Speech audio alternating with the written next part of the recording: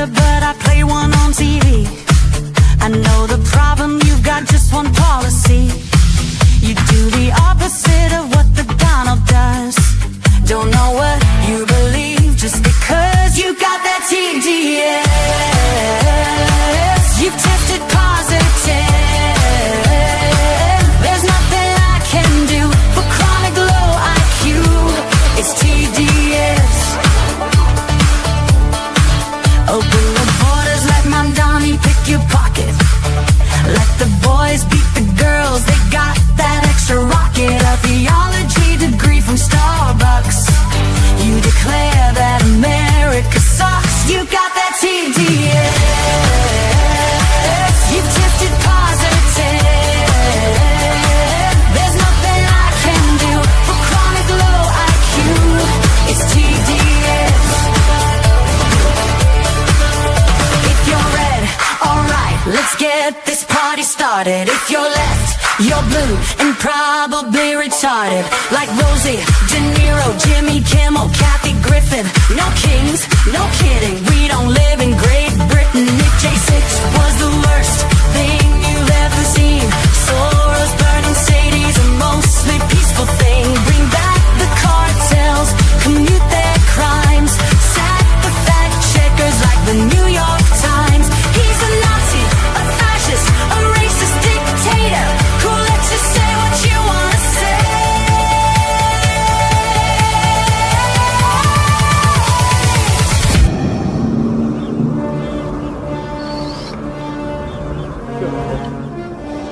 Luke, I am your daddy. You got that TDS. You've tested positive. There's nothing I can do for chronic low IQ. It's TDS. No matter what he says, you must be really dumb, 'cause you keep blaming Trump for your problem. Side effects of drug derangement syndrome may include violent behavior, delusions, nightmares, insomnia, irrational hatred, hopelessness, anxiety, depression, blue hair, tantrums, inability to form coherent speech, difficulty maintaining gainful employment, and verbal diarrhea.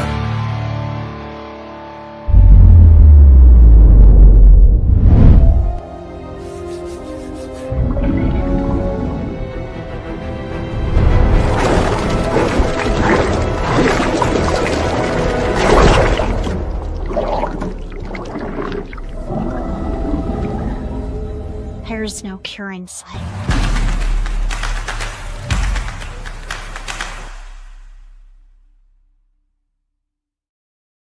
Hey guys, how's it going? Welcome to the program. Will you please give me the finger? Yeah, raise that finger and like or share or follow or rumble, bounce this on to your family and friends. We're going to be talking about something that just happened. I intentionally did not cover it in advance because we're going to look at, well, what do you think now? Drone assassins at the White House. Did social media breed assassins and a revolution plot? I want to get your honest take on it. I want to see how you feel about it, what it is, or what happened. By the way, today's program is brought to you by the fine folks at Goldco. I partnered with them because they're simply the best. All I'm asking you to do is go to jovanlovesgold.com, request your free gold and silver kit today, because now is the time to protect your money with gold and silver. It's a fairly simple process. Our system is, in fact, going to be going over to the digital dollar so everything can be tracked. And you're going to have to understand that there's probably going to be a down round that comes with it. That means the system is going to take a little bit from everybody, or a lot of bit from everybody, to say, well, it's just how we adjust it and make it work. You need to cover your assets. Please go to jovanlovesgold.com, fill out the form, request your gold and silver kit today. By the way, a few little heads up. you've noticed that we've been diligent. And when I say we, I've got a team, and I'm not doing artwork and stuff like that. And it takes every one of us to get done what we need to get done. And so with our incredible team, it's the only thing that maximizes me. My support system is what maximizes me being able to get out a tremendous amount of information and data. Now, it's all my work, but I can't get bogged down in the details as I have to move on to the next one. You're seeing we're on a scramble to get fairly relevant books done. I'd already knew the time would come and had already been working on them. One of them you've seen is about this data center crisis. We're going to talk about it a bit today. But what you can expect in short order is my new book called The Three-Toed Dragon, Communist China's Secret War to End America, AI, and Data Centers. And one we've talked about, ever since my big foray into technology 26 years ago plus, as a tech CEO, I always worried about the impact of technology on our children. And I was plagued by nightmares. I've told you this before, that our children are going to be these weird kind of grayish beasts, and they can only look left and right. They can't look up. They don't see the sun. They got one kind of flat hand formed for a mobile home, and the other hand doesn't even articulate fingers, and they kind of have a stylus and stuff. That dream has plagued me for a very long time. And so I went ahead and finished up a book that you're going to see shortly called The Golem Effect. The Golem Effect, where our kids get too addicted to this precious. It's called The Golem Effect, Precious Pixels, Deadly Devices, and How the Digital Social Era is Creating Killer Kids. The stories retold in the book, when you have to look at this from a clinical and scientific standpoint, are shocking of what's actually happened to our kids. But we've turned our kids into the golems out of Lord of the Rings. And it's written thematically like Lord of the Rings, understanding the beast and what the beast has planned for us and how all this works. So expect those in pretty short order. The Three-Toed Dragon, Communist China's Secret War to End American AI and Data Centers, and The Golem Effect, Precious Pixels, Deadly Devices, and How the Digital Social Era is Creating Killer Kids. But today we're going to talk about, are we creating killer followers? Yep. Share this right now. We'll get started right after this. Rennie Good was a gifted soul, a writer and a poet and a mother, wow. She tried to hit an agent with her car, oh no! Pop, motherfucker, now she's gone! Yeah, yeah, yeah! Being a fucking liberal is a mental disease. Blue-haired and fuckables with the septum ring. You are not a hero, you're a fucking disease! You fuck around and find out it's what it is!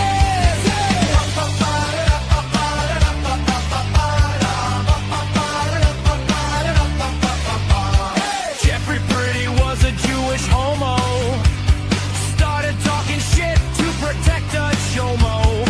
He was getting nicked when he pulled a gun.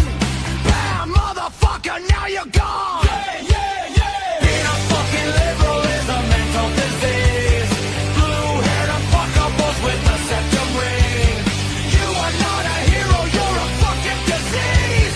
Fuck around and find out what that is. Yeah.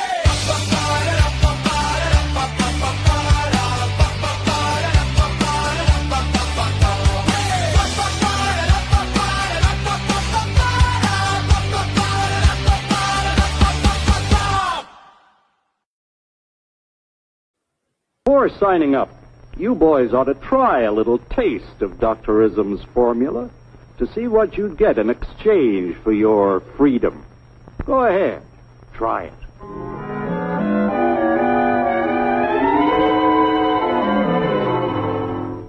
You can't do this to me! I'll strike! The state forbids strikes. Wait till the Union hears about this. Ah, yes, the Union. Welcome to our ranks, number 1313. I'll take this case to the Supreme Court. The state is the Supreme Court. Our decision is as follows. No more private property. No more you.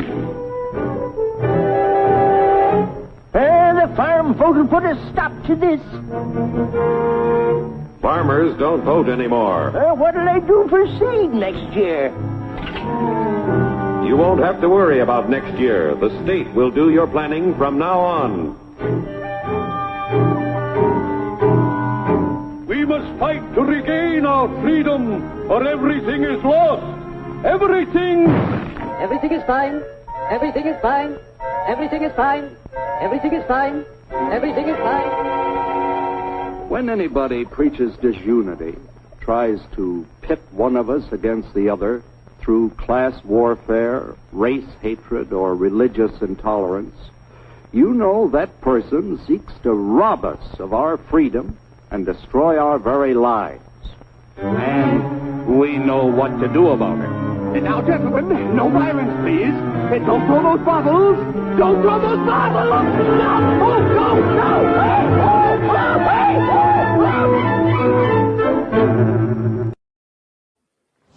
No! Warning. The following program has been rated Dilligaff and is intended for open-minded audiences. If the truth offends you, or if you are allergic to focused intensity, intellectual athleticism, or the occasional F-bomb or even irreverent humor, please switch off now. If your delicate sensibilities need to be worried about or addressed, might we recommend the Underwater Basket Weaving channel to you. Otherwise, sit back, enjoy the wisdom, insight, and wicked sense of humor. Cut the crap. How many times a day do you want to say that to politicians, the elite, the loony liberals, the fake news media, and the gender-confused, emotional socialist snowflake crowd? Cut the crap is your secret weapon for fighting for our freedoms and our great republic. It all begins with a massive mental enema, freeing you from the toxic news and politically correct views, which constipate your consciousness with stinking thinking. Your host, Jovan Hutton Pulitzer. He's known for calling out politicians and telling them to cut the crap. You've seen him on virtually every television network and listened to him on Coast to Coast Radio. And now he's here to help you learn to fight for America. Culture, race, and American politics. They all have one thing in common. They all need to cut the crap. Now, here's your host, Jovan Hutton Pulitzer.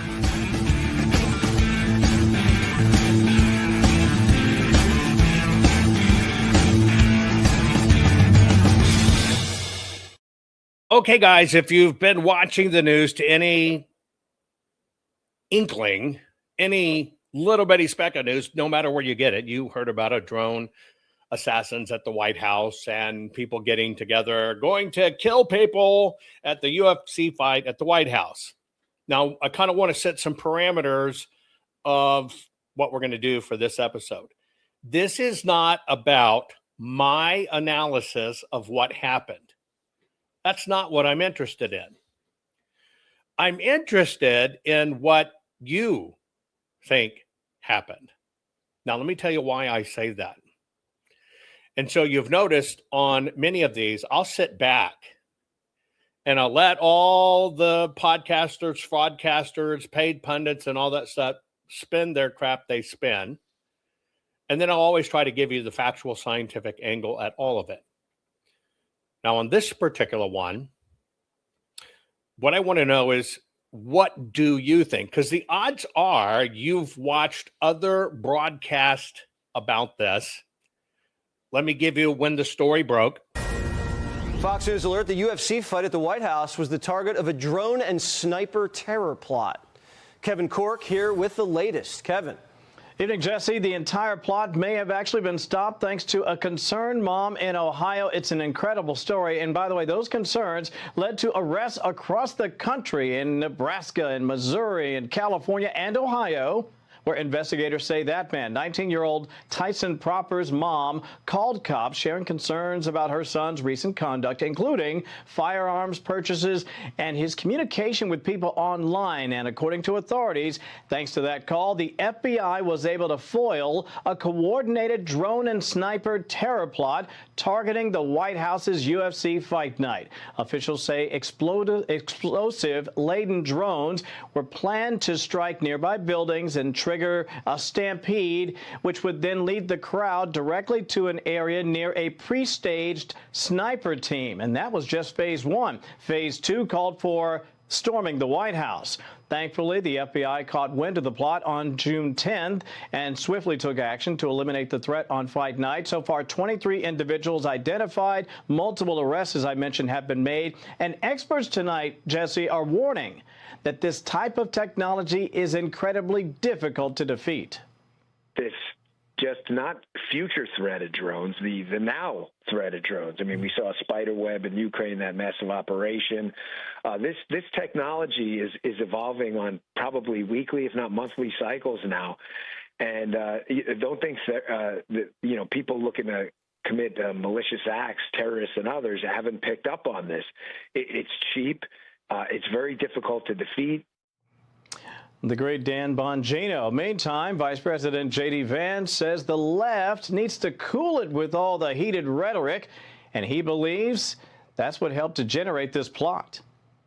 This is what happens when people turn the rhetoric up so loud that disagreeing with somebody is a cause for violence. That's the place that we've come to, unfortunately, with too much of our political rhetoric. We got to tell everybody to tone it down. I think a lot of my Democratic colleagues in Washington have got to look themselves in the mirror and say, why is so much of this political violence coming from our side of the spectrum? Maybe they can do something different.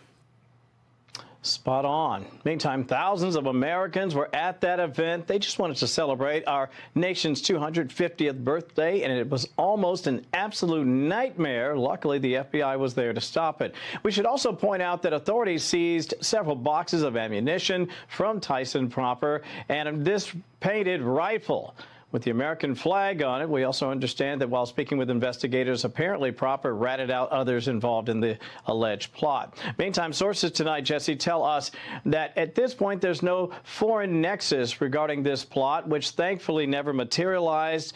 Hat tip to the good folks in law enforcement, in particular Secret Service and FBI, Jesse. Yep, job well done. Thanks, Kevin.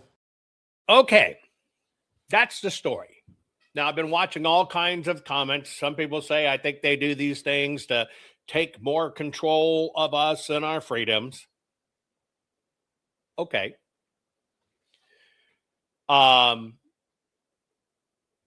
Yes, it's full of keywords. Keyword, keyword, keyword, keyword, keyword. I've told you about that. And we're gonna talk about all of these. And I watched some comment before. So we said, well, Cash and his lovely girlfriend didn't seem too stressed at the event. No, they wouldn't be stressed at the event because this was discovered before the event.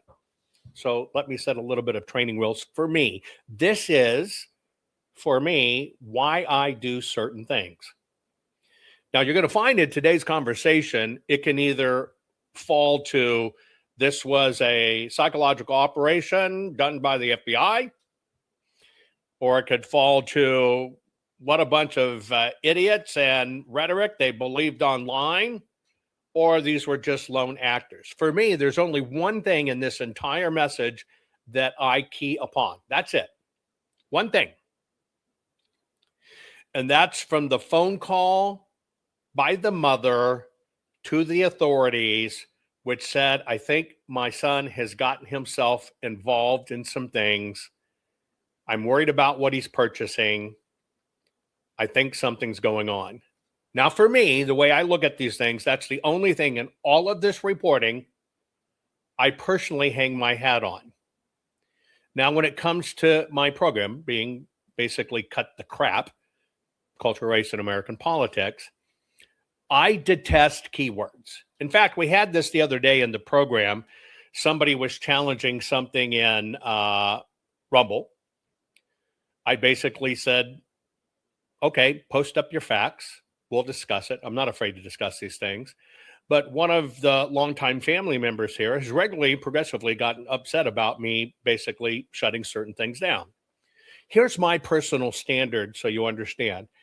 If a troll's going to come in to the program and hit and smack to take away from the conversation, and if all they're going to do is keyword, the Rothschilds, the Khazar, stuff like that, I'll give them a certain amount of chances. But if all they have as evidence is rhetoric from fraudcasters, then you only get 3 chances and then you're out and boom, I let you go. Why? For me, personally, my standard is higher than keywords. My standard is absolute facts that anybody can verify and can understand how they're connected. That's why I'm a teacher, not a podcaster. The second part of it, because this one particularly can go either way. It could have been a PSYOP. You can see it that way. It could be just, lame couch Cheeto, basement dwellers, and it can be a bona fide somebody trying to execute an operation. This is a prime example, and this is what I'm using it as a teaching moment. For me, this is a prime example of why I don't allow the bullshit in my chats. This is a 100%. This particular case is a 100% standard for myself of why I don't let this crap go on in the chats for my program. Now, why is that? Because if in fact it's true and somebody's trying to develop a group to do something bad, I don't want you or me associated with that. See, when you're in my home, that's why my name's at the bottom of the program, I feel responsible for you. So for me, in my standard, if I let it grow and I let it take on a life of its own and just stand, I'm being disrespectful of you and giving you no consideration as family and friends, and I'm not protecting you. So I don't do that. On the other hand of it, if it's just a psychological warfare operation, I don't want that either, because I don't want them recruiting from where I teach to give you facts and turning the program into psychological war. I don't want you attacked by psychological warfare, right? I don't do that.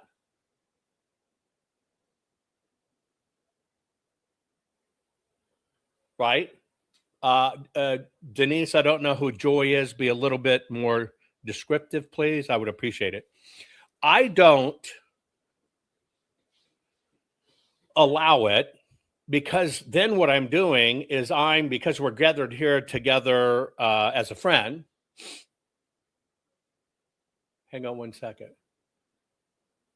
Joy was smack talking you on LFA TV. Please get details.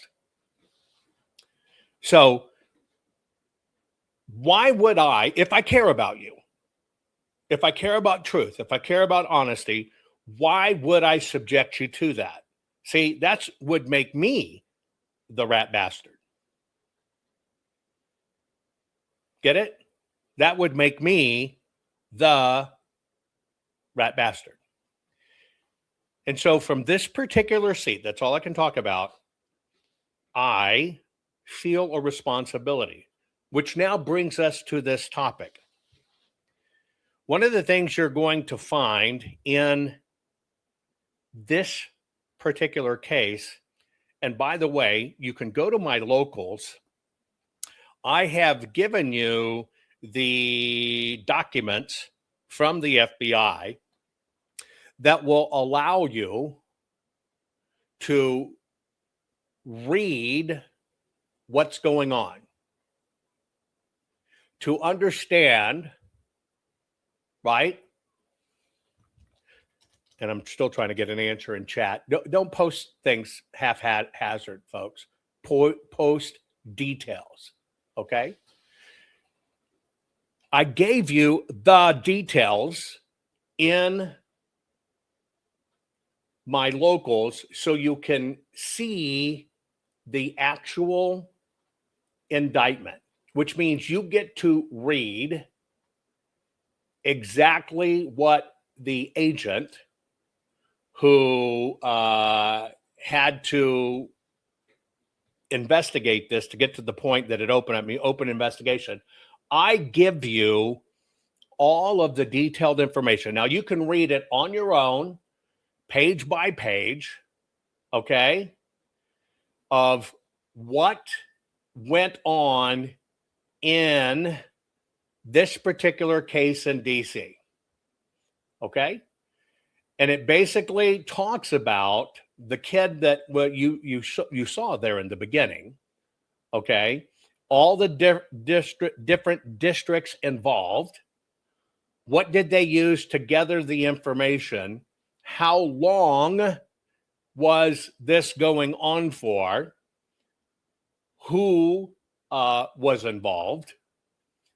What did they buy? What was the behavior? Okay, things like, and you don't hear this, that the dad's talking about this kid quit his job. He took all of his graduation money and he started buying weapons. Okay, he talked to his parents about he's going to go conduct missions and recon. This is the difference between what people want to tell you about it, okay, versus what is fact. And by the way, Denise, do you have what you're telling me about Joy and LVA? Would you please answer that question for me? Now, this is what you should read first in any of this, not somebody's interpretation of it, but what you should read first. The mom basically called and said, look, he's really talking about all this weird crap, which we're going to get into in a minute. Because from these documents, you're able to obtain a little bit more. You're able to see what was actually done. But in this case, it's a fact, the mom called.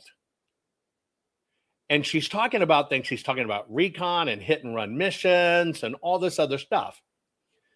And so what happened? They went to his residence and they found a journal. And in this journal does all kinds of different things. I'm going to let you read it on your own. But these are the things that you should actually read. Now, arrests are still being made. And this is multi-states that are involved in it. Because when they talked to Proper gave the name of everybody. Okay? That's the deal. So those are the facts. If you really want the facts, not somebody's regurgitation, this was a way to introduce FISA or all that stuff. I'm asking you, when you consider these things, you might want to be as pure as you can so you at least have a chance to filter out truth. Because a lot of following broadcasts, this was a government setup, could be. This was designed to get more surveillance state, designed to make FISA do this and this and this and this. I've already seen it in your comments. That's why I was asking you, what do you think about it? Now, I'm going to put your comments on screen. What I'm going to do is let me pop out the Rumble chat. Okay, so if you're on Rumble, I want you, we're not talking about sheriffs, we're not talking about whatever, we're not period, et cetera, all this other stuff. I don't know who Joy is calling me out in LFTV, doesn't matter. If somebody, okay, Ethel Joy, doesn't matter. What we're talking about here is what happened with this particular case. So I'm gonna give you Rumble. I'm gonna put it on the screen. This is your time. But I want to remind you, guys, and I know there's a delay. Here's what we're talking about. Drone assassins at the White House did social media, breed assassins, and a revolution plot. I want to know, if you'll answer on Rumble, what do you think we're looking at? Are we looking at a real homegrown plot? Or are we looking at, a setup by our own government to try to get more FISA stuff going on, okay? So I'm going to change my screen here. Let me go back. Let me stop sharing here. I want you to be able to see my screen, and I want you to see what people are saying on Rumble, because this is about what you think at the moment, okay? This is about what you think at the moment. So take the opportunity and tell me what you think it is. Some say it's a setup. Some say it's a false flag. Some say it's mind control through all media outlets. Some say it's a setup. Some say it was blown out of proportion. Another one was a setup. Somebody said wasn't the main dude not an American? Don't know. Was it a setup? Could be both, right? Was it stolen drones? Hadn't heard that one. I'm interested in, is this psychological warfare, or is this homegrown? Or is it total bullshit? Put your answers in the Rumble chat. Here you go. Somebody says we've been duped. Another one says it's a setup. Another plot to violate our Second Amendment rights, right? Outside countries doing everything, take count of America, funded by the deep state evil rat bastards. I think it was a test from the left. I don't have enough info yet. Both. They uncovered it and they used it. Mainstream media brainwashing. I think it was a false flag event to grab more attention for gun rights and to spy on people. It's mind fuckery. I think it was a real event. Follow the money. Lone actor. We'll never know the full study. Planned when President Trump announced it. The mother's concerned help. More uniparty bullshittery. Right? I would compare it to Gretchen Whitmore FBI plot. All of the above. It's all that crap properly. Okay, so you can see that in this particular case, do you see how many different opinions we have rolling in at once? Let me figure out how to get my chat back. Oh, dang it.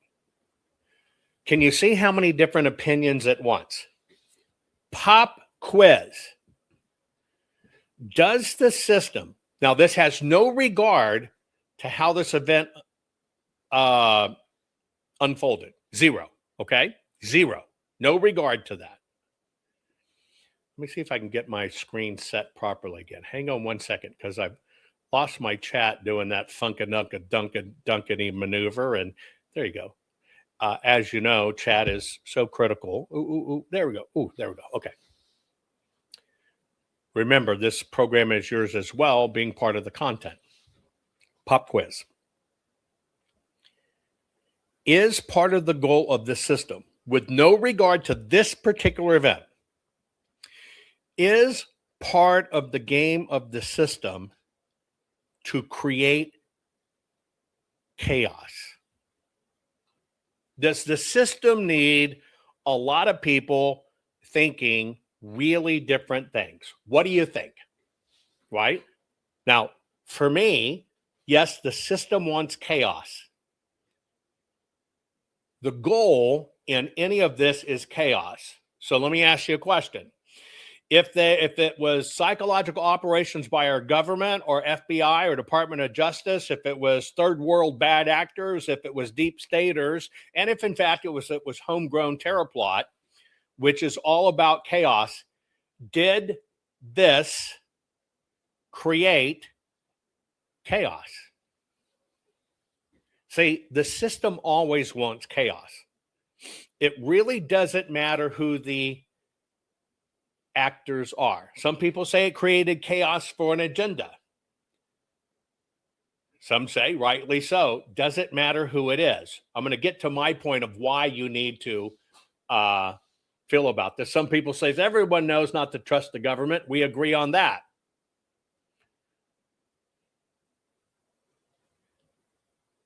This is a prime example how all of this works.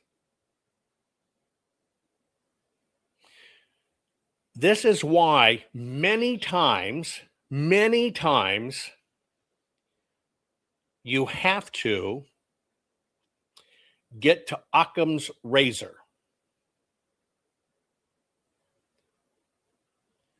See, what I personally believe about the system, this is me, what I personally believe about the system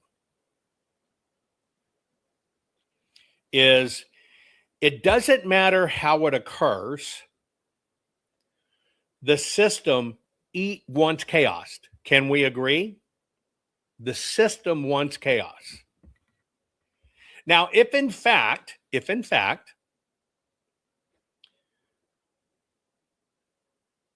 we are the cure, us citizens, and we know, and we absolutely know that the system wants chaos. No matter how it can get it, the system needs chaos.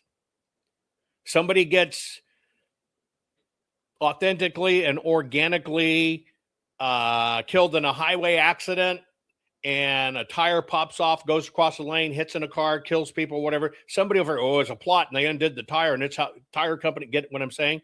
So the system wants chaos. Now, let me ask you a question.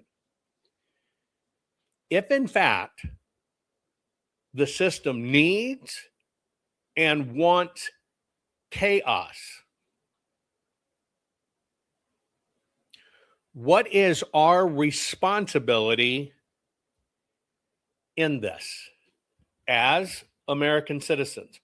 What's our responsibility in it? Do we have responsibility in it? You see where I'm headed with my teaching moment? People, I believe, in the podcasting, fraudcasting, influence, wannabe, whatever sphere, have this drive to create content. You're either creating content because you want to appear that you know this stuff and you have secret, whatever. Like somebody just released a video playing like they were being interviewed because they saw a video on Hunter Biden's laptop of people eating kids. And you see it and you look like they were called in to comment on it. They weren't called in to comment on it. That fraudcaster staged that, recorded that to make it look like he was in behind the scenes, which is the stupidest shit in the world. But this is done. People have to get massive clicks and stuff. So if we set aside fraudcasters, podcasters, and influencers, what's our role in it? If in fact you start sharing, I think it was the government and they planned it and it was this and this is why and this was this and here's why, and you haven't read the court documents, you hadn't read the arrest documents, you hadn't read the indictment documents, meaning yourself, not somebody's analysis of them, meaning yourself. Are we unwittingly doing two things? The job the chaos agents want us to do? And are we unwittingly becoming pawns by sharing chaos? You understand what I'm saying? You're right. No matter the event, it seems that everyone's getting off on tangents. That's number one. That means people are becoming chaos agents. Second, click and share at your own demise. See, this is what, when you look at the operation, look, everybody knows the government sucks. Everybody knows we don't know enough. Everybody knows a lot of these rat bastards are on the take. But see, I'm not talking about them. I'm talking about you. I'm talking about you and I, our responsibility in this. See, I think many people are hijacked. The system, good or bad, or bad. Remember, I'm only about discernment. I know the system can be both bad. I know the system can be both good. That's called mankind and free will. I'm going over and above that. If I fought anything intentionally, I'm fighting stop the rhetoric, stop the chaos, and you learn true grounded based discernment and then make a personal choice. Meaning, you either amplify it and participate, which means your mind has been hijacked, and now you think you're being a great patriot, when in fact, you've been unwittingly drafted in as a chaos agent to the system. You get where I'm headed with this? Now, this particular one, there you go. It is all about when you make a choice on this, how does it benefit? Who does it benefit? If you have close family and friends, nieces, nephews, whatever the case may be, and they follow you online, and you say it was a government plot, and it was this, and it was that, and it was the Serbians and the Venezuelans. Let me ask you a question.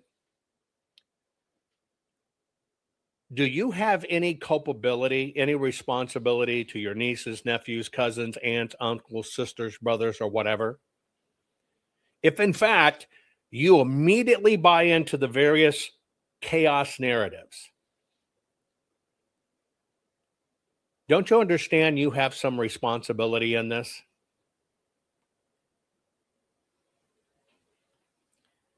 And here you go. I've never trusted any of them, God, for discernment. But the question is, did you share it? Did you amplify it? Did you comment on it? Yeah, the government's bad. You follow what I'm saying? I'm not using you specifically. I'm using the example. See, what I think is going on is millions of good people, because of the frustration, right?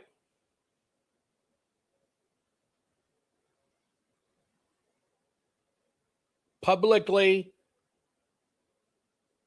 frustration and chaos have been adopted into a system. Let me give you an example, right? Very few fighters from UFC have publicly shared their thoughts on the potential attack. Let me ask you a question.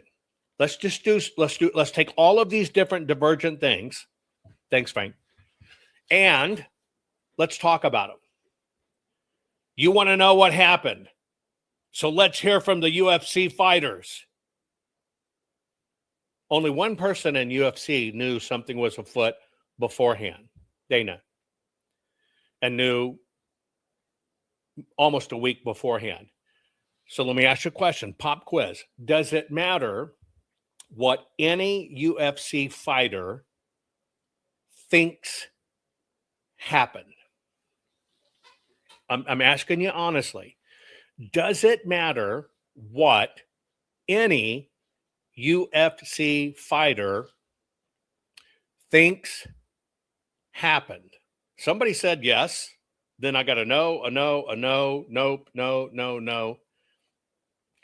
Does it matter at all what any UFC fighter said or says they think happened? Because you got to understand, they'd have no advance information. They would not have known this was going on when it went on. And they have no debrief at all from law enforcement. At all. So the question is, would it, and this is discernment, would it matter what any particular UFC fighter thought happened? Now, if you answered intellectually honestly, no. See, because it can easily come out of a fraudcaster's ass or a UFC fighter's ass, but the origins is still the ass. So they have no more information than any other podcaster. Your podcasters that work at Taco Bell, your podcasters that were a lumberjack, your podcasters say, well, I was in CIA, but I can't really say it, but don't tell anybody, but shh, only you and me know. Do any of them have any actual information? Yes or no? Put it in chat. Again, I'm using this as a discernment exercise. See, people, look, we all know the system is designed for chaos. Let me ask you a question. Why can't you accept they'll make chaos by plan and chaos by opportunity? No press is bad press. You've heard that before. See, the system is an equal opportunity offender.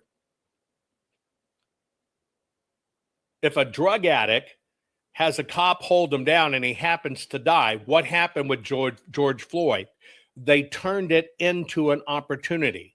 Did it pay off for them? Freaking A, it paid off for them. Now, if you don't understand that premise, if you don't understand it actually doesn't matter, the left will make chaos out of it. The right will make chaos out of it. The left said Trump do it. The right said left did it. Everything in between is all about chaos and clicks. That's it. Now, if you understand the underlying impetus of all of this is chaos and clicks, then you have a moral and an ethical obligation to do what? If you understand, it doesn't matter if it's right, it doesn't matter if it's left. It all is creating chaos. What is your personal, ethical, free will responsibility in it?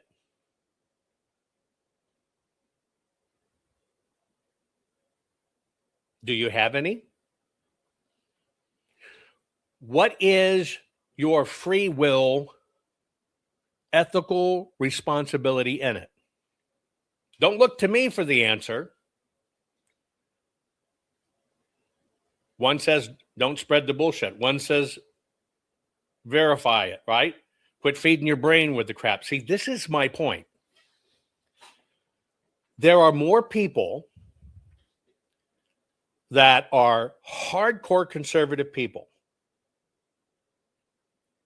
that love this country, that know America's great and want to get it back to its incredible great glory, that we've lost two bad people. But let me ask you a question. How can that occur if we've allowed ourselves to be hijacked based only on what others say?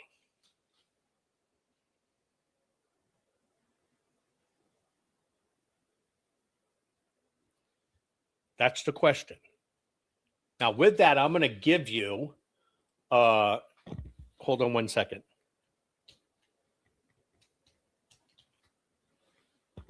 Okay. we're going to kind of unpack this one by one. In the document I gave you to read, which is the actual accounting of what happened, who was involved, and how it happened, some people came out their programs that says it's written right there in it. They're doing this so they can get FISA warrants approved and they want more. A lot of people ran to that because it was an ex-FBI terrorism guy. But did you know the actual document says nothing about that?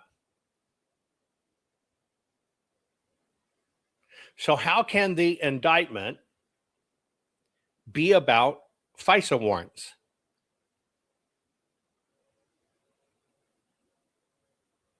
Just an honest question. How can the indictment be about FISA warrants?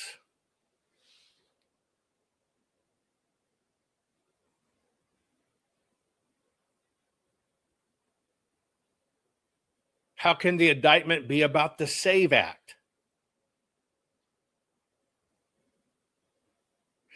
How can the actual indictment and documents be anything about what they're saying? Are they saying we need more drones or we need to outlaw drones? It doesn't say any of that. See, what's going on out there is everybody's putting their spin, which basically means their agenda, to it. And what you're doing is you're buying in wholesale to their agenda. So we're going to split this right down the middle. I am only asking about your personal responsibility. Let me tell you why. If you don't share, click, like, and participate in these stories, they go nowhere. Let me say that again. If you don't like, share, and participate in these stories, they don't go anywhere. Now, the reason this is a very important point for me is in my book that you'll be able to get here shortly called The Three-Toed Dragon. It talks a lot about how psychological warfare works. I take you on a case study where 188 operatives for China posted 2,700 posts, all mentioning one thing. Those took off so fast that they generated almost $1 billion in value, because clicks have values, almost $1 billion in clicks. And it was all bullshit. Now, when you understand that money makes everything go round, you often wonder, follow the money. What you don't understand is, in many of these cases, you're the funder. Why? Because we bought into this culture of chaos. We're used to seeing chaos, and we only go as far as what is our favorite podcaster or influence says.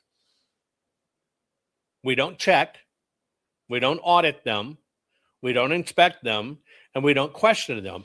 But we also have kids that previous job before they started becoming a pundit and talking about election integrity worked at fucking Taco Bell.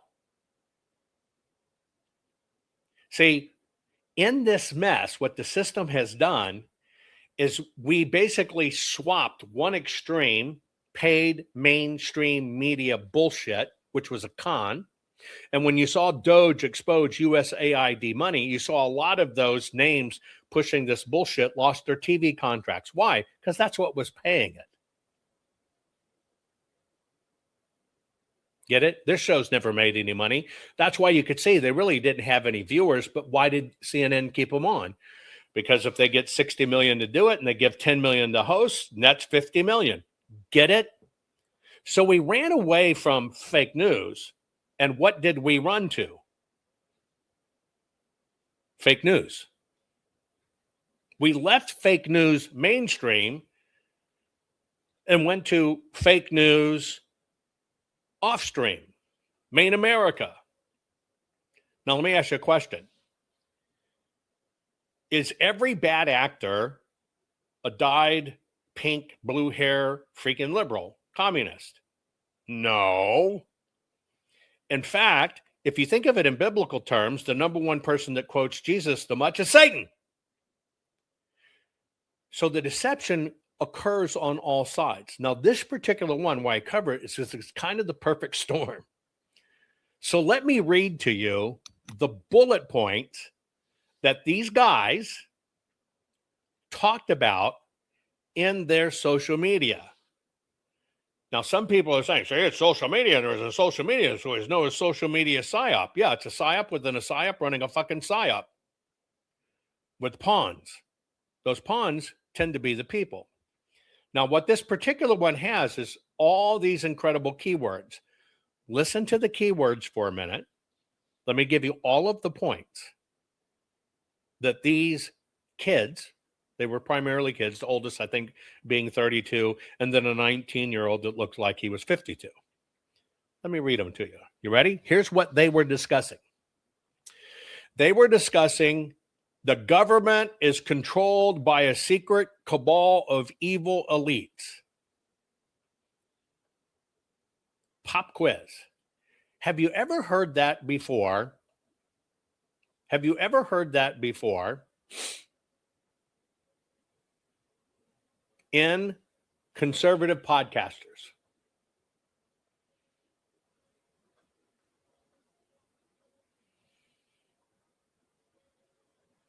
Here's the point. The FBI jumped ahead of the USSS to announce the terror plot. The FBI has been shown in the past to entrap folks into plots just like this. Thanks to FBI track record, I expect the chances of this being the same trap is very likely. Now, let me ask you a question.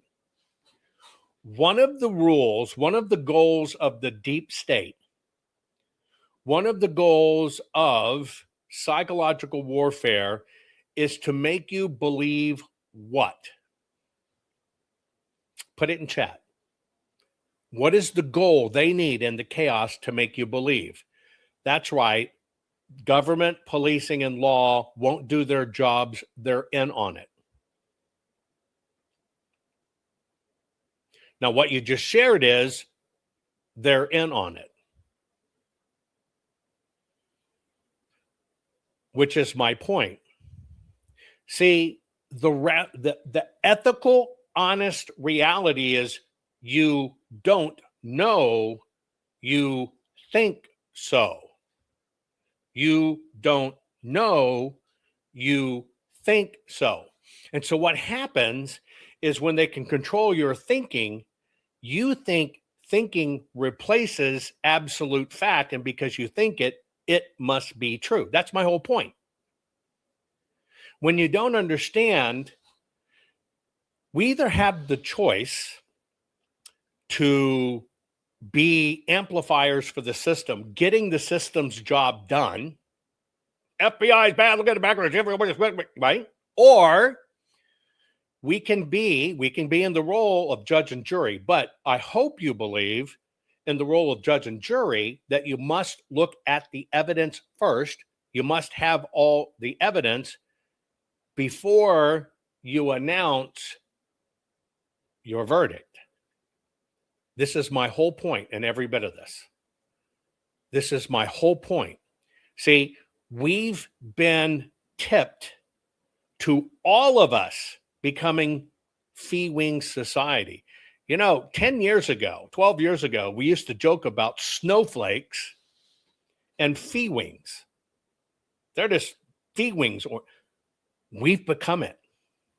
As a whole, America, we have become it because we amplify this. So basically, these guys believe, because they have all their chat, you can see it all, everything they discuss, they believed that the government was secretly controlled by evil elites. They believed that not only was the government corrupt, we all believe that, but it was captured by a hidden ruling class.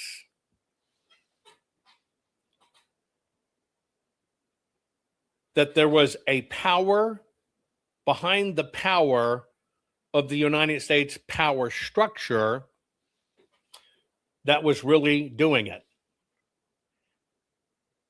They believe the elected government was only a surface layer and that behind was a secret elite network controlling our country.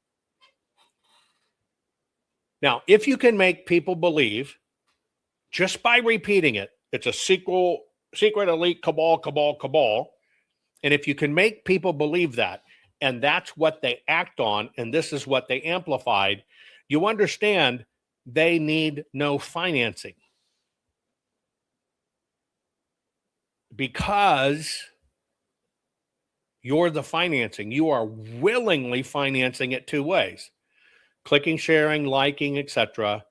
And the physical, mental power you gave it. Because your time's worth money. Let's go on to the next point. The second thing they believed, a lot of truisms here, but hang with me. They believed that the government needed to be torn down and rebuilt. They allegedly believed that the government was so corrupt that it is unable to be reformed, that the system has now finally collapsed and must be destroyed so something better could be built. They were not just talking about simple things like voting or reform or protest. They were talking about the country must be torn down and rebuilt from the ashes. Now, that's a pretty hardcore statement. There are many things in that statement that you and I agree with. Next point, okay? They believed, and this is what they discussed, can we create the violent trigger that sparks a revolution? This is what they talked about. This is one of their most important ideas. See, I'm not relying on podcasters. I'm looking at the documents. And what they discussed is that if they could execute an attack, it would awaken the public, it would create chaos, and it would cause a larger uprising. What they believed was violence serves at that spark. They need a triggering event, and it would push the country into a revolution.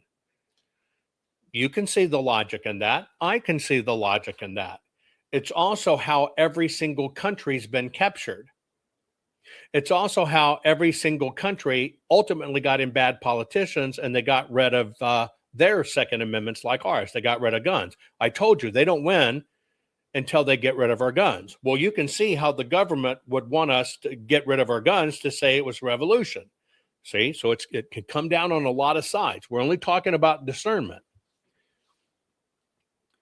Now, why did they believe? What was their factual belief? What was their belief basis that they had proof, okay, that they needed a revolution, that all the government was corrupt? You want to know what their belief statutes were? Here's the belief. Epstein proves elite corruption. Just hang with me. It's another keyword, but just hang with me. They believed that Jeffrey Epstein was not just a criminal, but he was evidence of protecting the ruling class. For them, the Epstein files, in their minds, became the absolute proof that powerful were hiding unspeakable acts. Now, again, you see it's a keyword here, but let's just play this out. They said to them that Epstein wasn't just a scandal. He was a proof that powerful protect each other. They bury the evidence and they remain above the law. You can see how this can easily resonate with you. It's pretty easy to resonate with you. Now, they had a sub-belief in the Epstein stuff. These are actual documented conversations all of these people had in groups. Their fifth point was that the powerful elites are involved in child sacrifice and they eat children.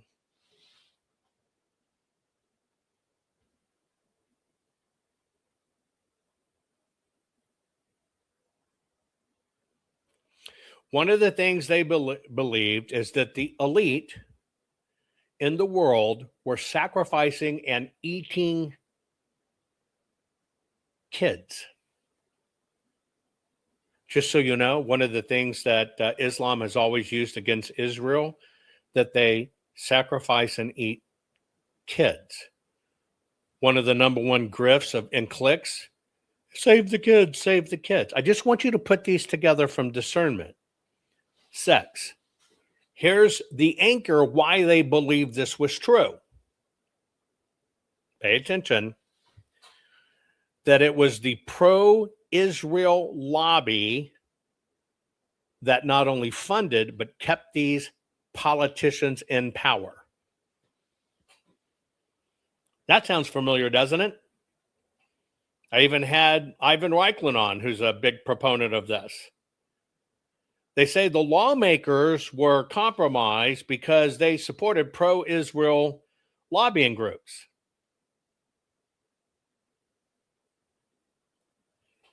So they say what caused this, they're coming down, they're telling you their bull points. What's caused this was AIPAC. I already showed you that that was a psychological warfare going on in some of the most highest circles. That it's pro-Israel money that is actually doing this. Then their seventh anchor that they talked about in their groups was that wealthy people and business executives are part of the ruling class of elites. It's only about them. It's only about the billionaires. It's only about the corporate executives, and they protect the ruling class. Well, you've seen a lot of that go on too, have you not? In fact, my first interview on the data centers was the guy that basically named every top corporate guy, every top billionaire, and said they did it. Although an interesting thing I didn't share with you, when I had that first interview with Mike Dillon, and one of the people he named were in on this conspiracy at the data centers to take over the world, control everything, was Elon. I saved Mike the embarrassment of it because he had an open mind. What I didn't show you, that I was prepared to show Mike as far as he went, is that for the 5 years prior, he promoted himself as the Elon Musk of the Make America Healthy Again movement. That was his calling card. I'm the Elon Musk of the Make America Healthy movement. Well, why was Elon on your list of one of the global people, billionaires, trillionaire now, taking over everything? Why would you compare yourself to that? See, there's no rhyme or reason to it. It's keyword, it's keyword, it's keyword. The eighth physical manifestation of why they wanted to do this, to see what was going on, get ready. And I'm going back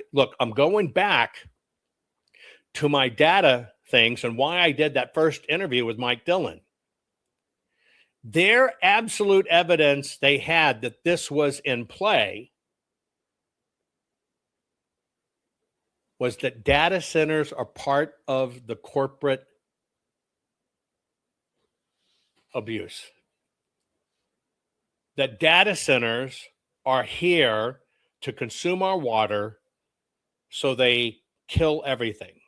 This was a core belief of this group. These are all documented. You can read them. You'll be able to see them the whole bit. Now, they operated off the proof of two things. That while President Trump was out, that the military was still in control. And they believed, because the military was still in control while we were going through the Biden administration, that the military, if they could pull this off and do a disrupt, that the military would walk away and fight for them.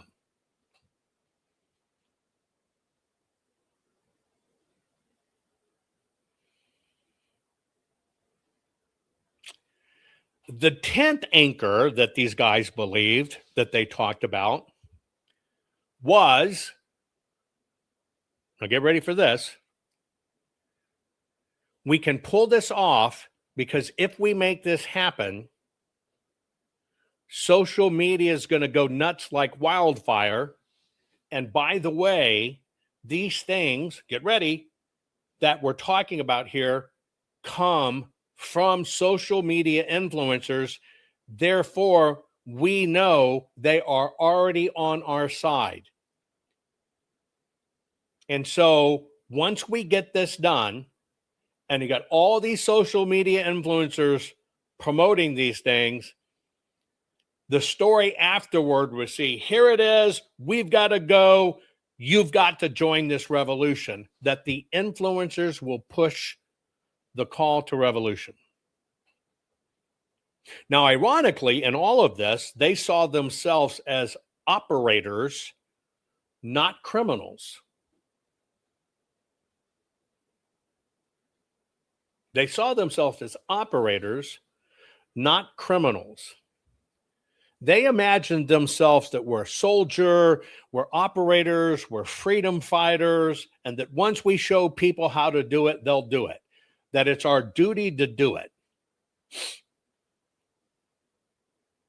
The reasoning for the UFC event is because there would be enough important people there, because it was televised, because it had top leaders and politicos there, that they could kill enough of those that the story would in fact become viral, and it would be very symbolic because it took place at the White House lawn with political leaders, with attendees, with media on it.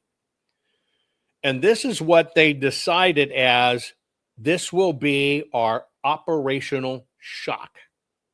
We need operational shock. Now, let me ask you a question. Number one, you know those are all keywords. Every one of them. So see, you can see how confusing this gets.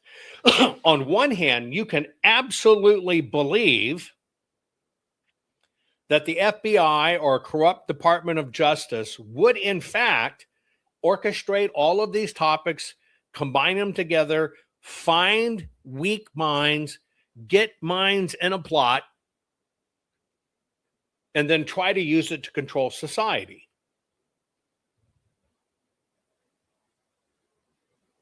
On the other side, you can see how these weak minds, following people they think are great, I'm going to build a guillotine and I got the rope and they should be death sentence for treason. You can see by who they follow that they might actually believe every one of these is absolute facts. No data, just absolute facts. And I think you can agree how, quote unquote, conservative, patriotic, freedom loving people have gone to the clickstream and have weaved all of this together. Now, I want you to understand there's a lot of plausibility in this. But one thing makes it fail.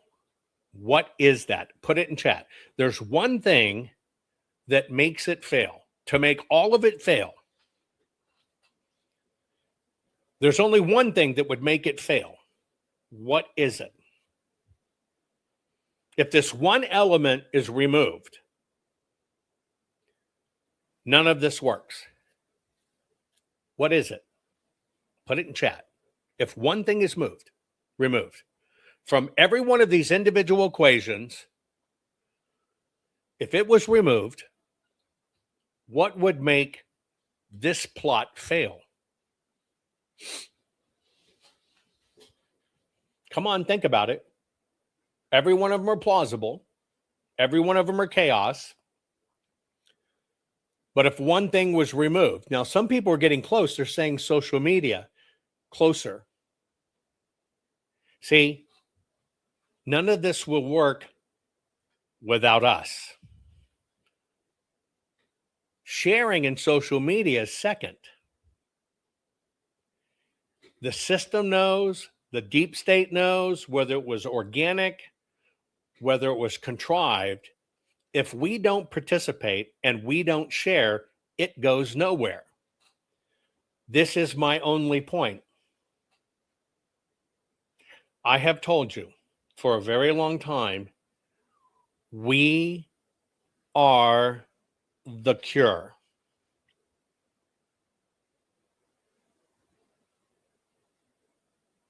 If we don't audit to know the facts, and I gave you the facts, I posted them all on my local so you can see it.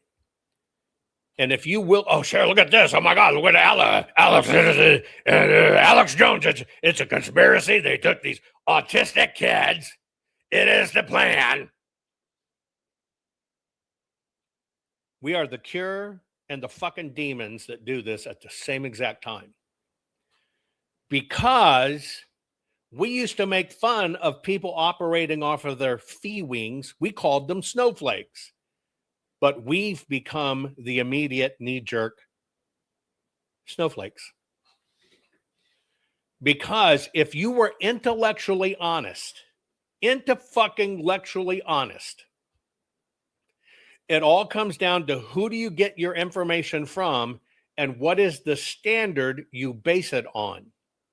And you don't step back and go, is this just to get clicks?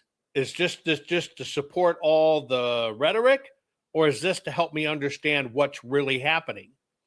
And because you don't even audit who you give your time and loyalty to, you inadvertently become a warrior for the very thing the system needs to destroy the United States of America. So the bottom line is, it doesn't matter if this was an FBI, DOJ psychological operation. You can see that. And it doesn't matter if it was homegrown. What matters is how you react to it. Now get ready. What is responsible for it?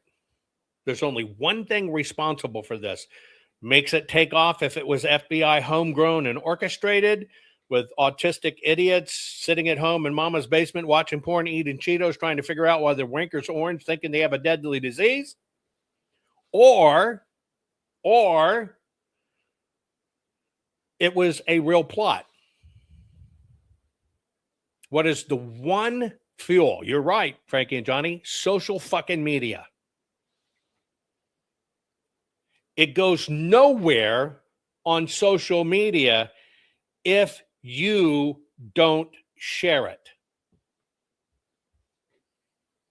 See, that's the secret to every bit of this. At the same time, social media is the great leveler of knowledge and truth. You have de facto accepted that social media is all knowledge and truth, and it's not. It is no different than newspapers.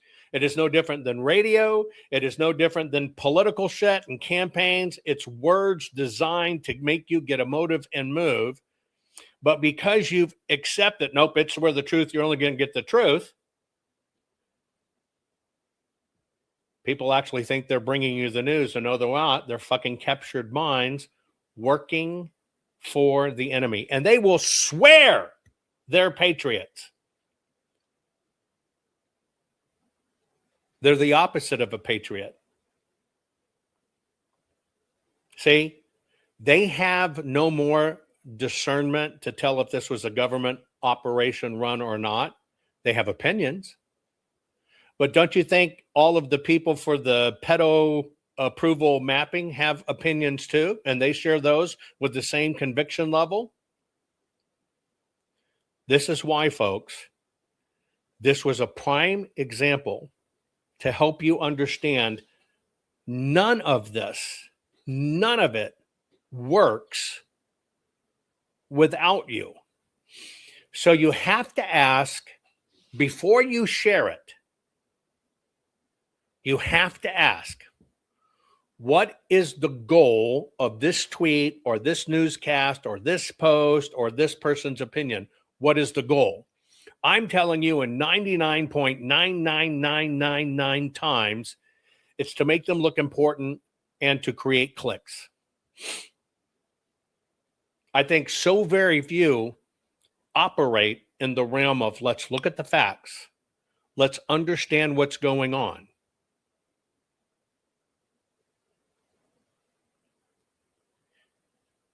Dig, find truth, read the arresting documents or indictments, and then make a decision.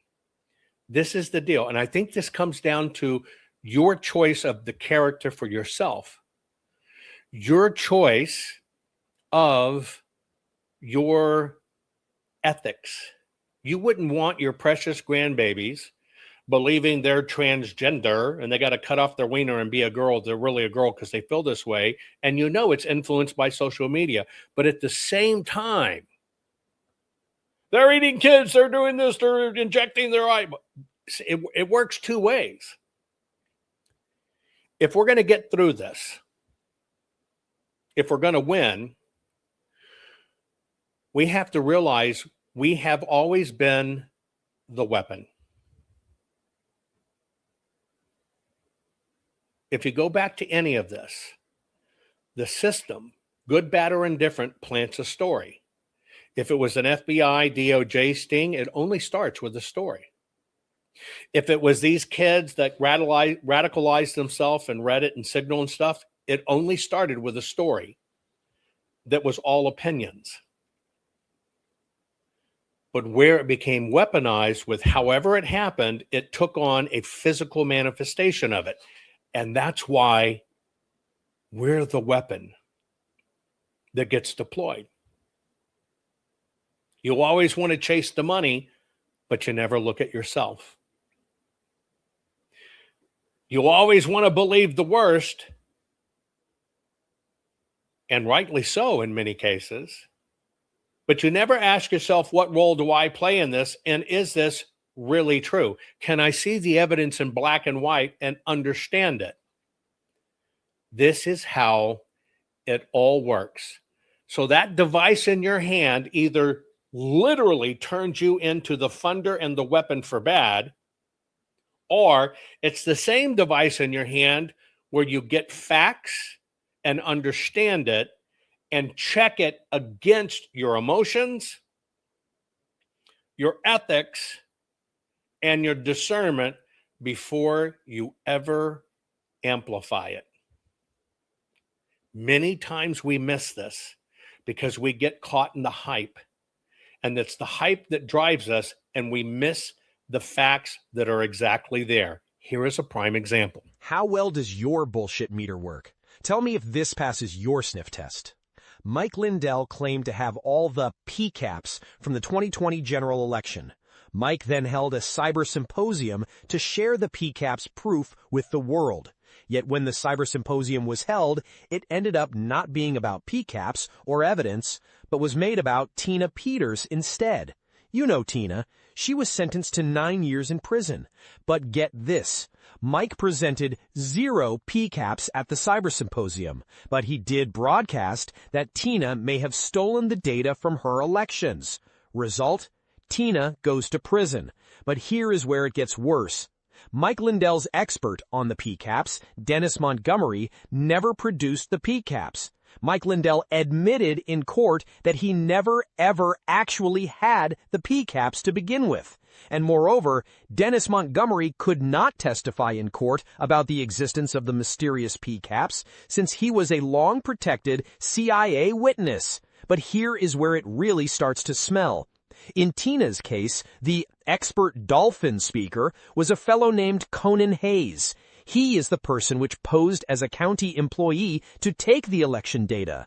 But he could not testify on behalf of Tina Peters at her trial because, get this, he is a protected government witness as well. Mike Lindell is 2 for 2 in his choice of experts, while Tina Peters got 9. Where does this rank on your bullshit meter from 1 to 10? Answer below. See, we've been trapped, and we've been trapped in a cycle of we no longer ask for evidence because everything taps our feelings. And we get so far down the feelings trail that just because we think said person is a patriot or said person is a Christian, we have blind faith. And I'm telling you, that faith is really blind. We don't have the ability to audit and look back at the damage. Here's another example. Did you know one man changed the entire face of election integrity in the USA in 2020? Here is the story. Maybe you have heard it. One man, supposedly, infiltrated an Antifa Zoom call in September 2020. Allegedly, on said call, a voting system company executive said, "Don't worry about the election. Trump is not gonna win. I made fucking sure of that." What was the evidence of such a call ever happening? Nothing. Not a recording, or an email, or a phone record, or even a live witness. But it was not a total loss. For the voting systems company, that is. The voting system company filed $10 billion in lawsuits. Then the voting systems company was paid in excess in $1 billion in damages. A company which had, according to Dun and Bradstreet filings, 36 million in annual sales. The bogus claim enabled the voting system company to make 2,700 more times in these lawsuits than they ever made as a company. Every case which included the bogus story of I infiltrated an Antifa Zoom call was booted from court. On the other hand, the voting system company made out like a bandit. Question is, who was the real bandit? The voting system company, or the one man who claimed the story to begin with? Comment below. Now, if you ever really want to soberly look at how this works, I'd give you an example. Look at the chat for this program. Not at one time did I ever bring up the deal with Iran, Strait of Hormuz, or Trump, but yet chat wants to work that in. Why? The system cannot afford you to focus on really looking at it and go, holy shit, I'm culpable. I'm funding this. I'm sharing this. I'm amplifying it. I'm making it bigger. So my only request to all of you is begin to audit why you do what you do. Begin to audit what would be this story's payoff? What would be this story's incentive? And am I amplifying stuff that keeps our nation at chaos, or am I focusing on learning how this works so I can become inoculated against the warfare? Now you understand why I called my program Cut the Crap. Because the warfare goes on right underneath our eyes, and we take too long to recognize for what it is. I love you all.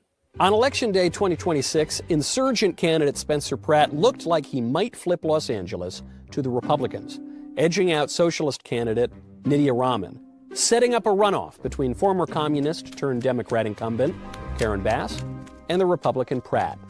But then something strange happened.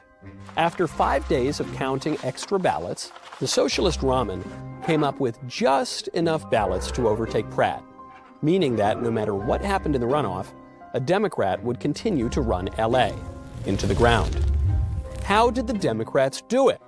To answer that question, we need to take a trip down memory lane. The Democratic Party was founded in 1828.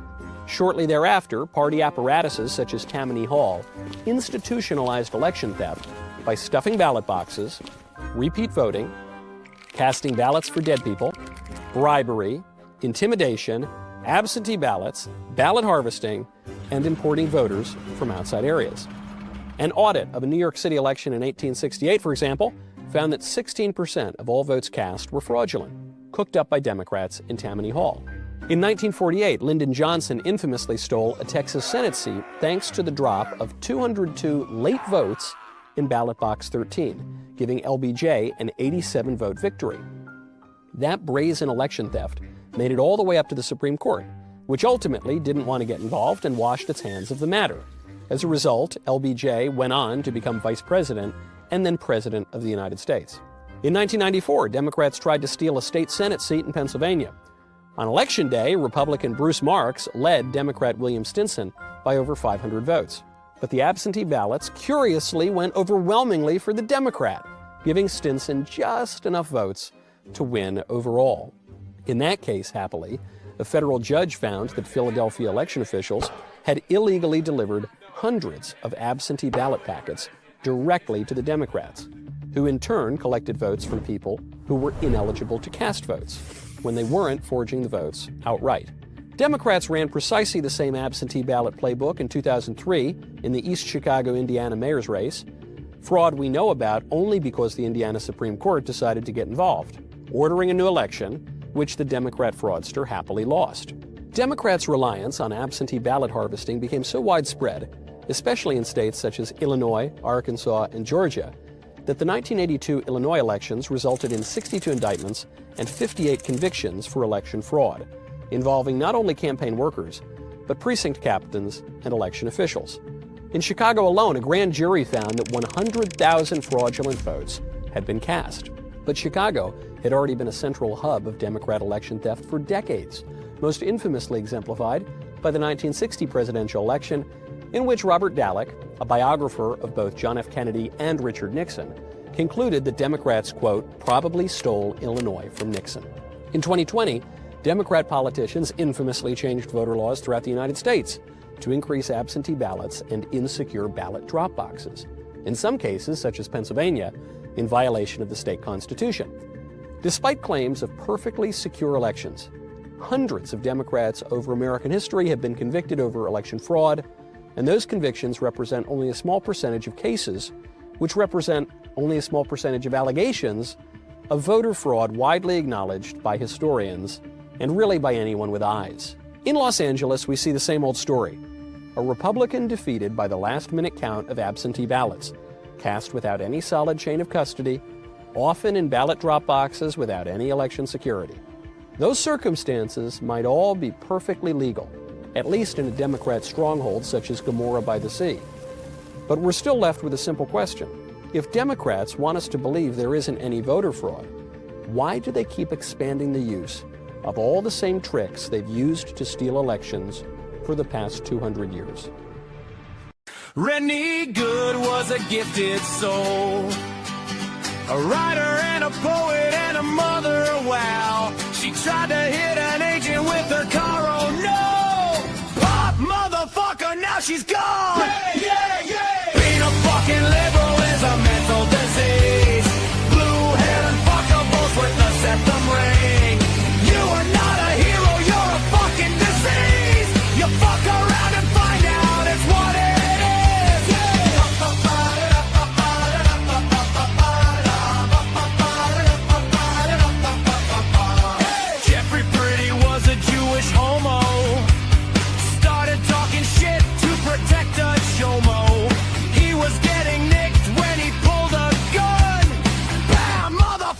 Now you're gone! Yeah, yeah, yeah! Being a fucking liberal is a mental disease. Blue-haired and fuckables with the septum ring. You are not a hero, you're a fucking disease! Fuck around and find out what that is!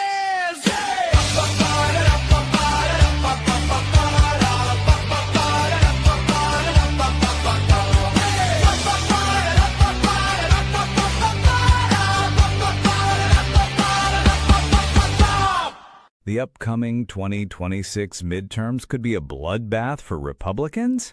How? Consider this. On Election Day 2008, Barack Obama received 69 million votes. In his second term, he racked up 65 million votes, and he was considered the Democrat rock star president. Then Hillary ran against Donald Trump. She received the same 65 million votes. But come 2020, Joe Biden supposedly received 81 million votes. Was he really more popular than Obama or Hillary? Of course not. But that is not the half of it. In the 2024 election, Kamala Harris received 68 million votes. But did you know that now it's almost 2 years after that election, and somehow Kamala Harris has been elevated to over 75 million votes? How does a candidate get 8 million more votes after the election? Is this an attempt to validate the fraudulent 81 million vote fantasy from 2020? You bet. One thing stands between chaos and correcting history, and that is the historic 2020 full forensic archive of Maricopa County, Arizona, the single most detailed full audit of a presidential election in American history, audited over 2 million ballots, generated over 20,895,000 individual proof files. This took 58 billion forensic measurements, resulting in over 2 trillion individual base computations. This evidence must be kept for any and all future court cases, Supreme Court cases, and preserved for all time, eventually at the Trump Presidential Library. That is why we need you. You, the people, made this history happen, and now you, the people, can have a hand in making sure this evidence is saved for future generations. Please donate. Please help us. Donate now to continue to preserve in a chain of custody state of the only legal court-ready evidence of the 2020 election disaster, the 2.1 million physical ballots, the single largest forensic audit of a presidential election in American history. Please donate now and preserve history.